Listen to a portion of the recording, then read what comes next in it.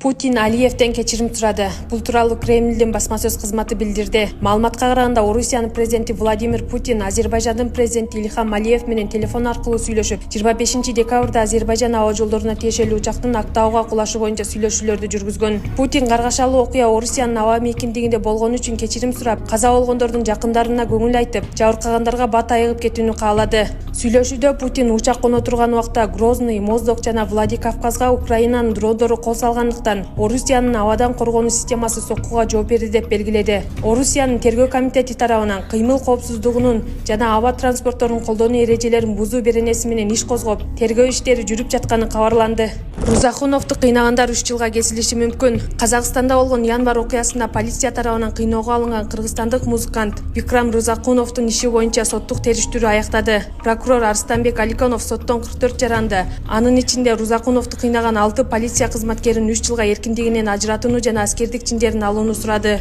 Айыпталуучуларга адамдын ар-намысына шек келтирген ырайымсыз мамиле кылуу жана кыйноо, бийлигинен жана кызматтык милдетинен аша чабуу беренелери менен иш козголгон. 2022-жылы январда Казакстанда газдын кымбатташына каршы чыккан митинг тополоңго айланып, 238 киши набыт болгон. Тополоңдун катышуучуларын кармоо учурунда Кыргызстандын, Казакстандын жана Өзбекстандын 100га жакын жараны кармалып, кыйноого алынган. Казакстандын мамлекеттик телеканалы тополоңго катышкан үчүн акча алган моюнга алган адамдын видеосун көрсөткөн. Кийинчерээк ал кыргызстандык музыкант Бикрам Рузакунов экендиги ачыкталып, кыйноого кабылганы билинген. Ал туугандары танып калышы үчүн полициянын кыйноосу жана көрсөтмөсү менен жалган маалымат айтууга аргасыз болгонун билдирген.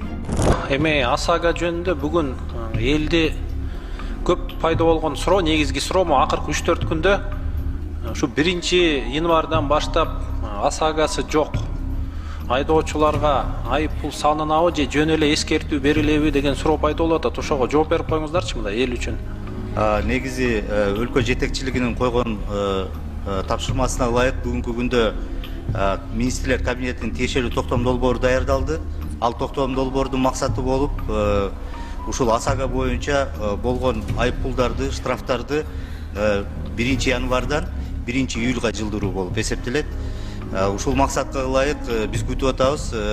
Министрлер кабинетинин ушул декабрдын аягына чейин боло турган отурумунда бул токтом долбоору кабыл алынып, тиешелүү тартипте элдерге жеткиребиз, Кудай буйрса. Мен ойлойм бул туура чечим, анткени кыска мөөнөттө эми 1,5 миллион машинени ОСАГОнан өткөзүш бул мындай туура болмок эмес, физикалык жактан эч ким үлгүрүү эмес. Анан бирок ОСАГО жөнүндө эми элде ар кандай оо болуп атат.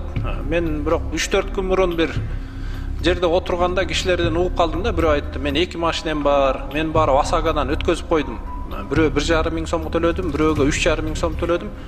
Эгер менин машинем жабыркап калса, бирөөнү байкабай сүзүп алсам, мага 500 миң төлөп берет экен, мага жакты" деди да. То есть адамдын ойлору ар кандай. Мен ойлойм, просто адамдарга түшүндүрүү иштерин кылсак, адамдар деле биздин жарандар туура кабыл алат.